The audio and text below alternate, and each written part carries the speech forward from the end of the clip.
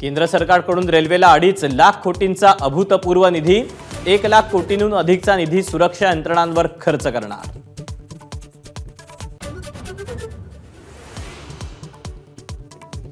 नवीन कररचनेत 3 ते 7 लाखांपर्यंतच्या उत्पन्नावर 5% टॅक्स, करात 17,500च्या घरात फायदा, तर स्टँडर्ड डिडक्शन 50,000वरून 75,000वर।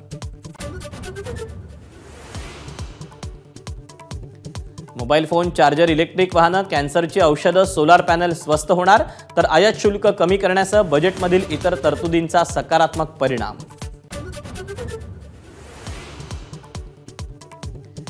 कस्टम ड्युटी कमी केल्यानं सोन्याच्या दरात मोठी घट, मुंबईसह अनेक शहरात सोनं 5,000नी स्वस्त, तर चांदीच्या दरातही घसरण।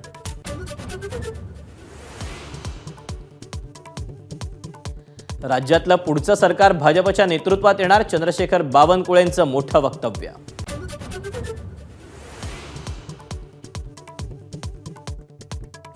मंत्रिमंडळ बैठकीत उपमुख्यमंत्री अजित पवार संतापले, आशा सेविकांसाठी वाढीव निधी मागितल्यानं दादांचा पारा चढला।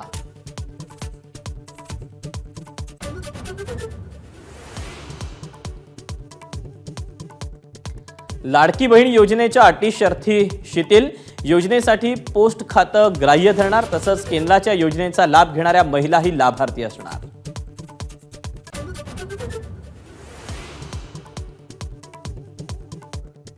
नीट यूजीची फेरपरीक्षा होणार नाही, मात्र निकाल पुन्हा जाहीर होणार, सुप्रीम कोर्टाचा महत्त्वाचा निर्णय।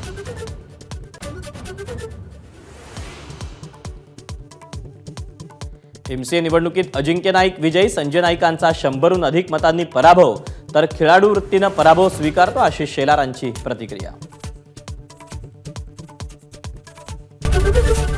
एबीपी माझा, उघडा डोळे बघा नीट।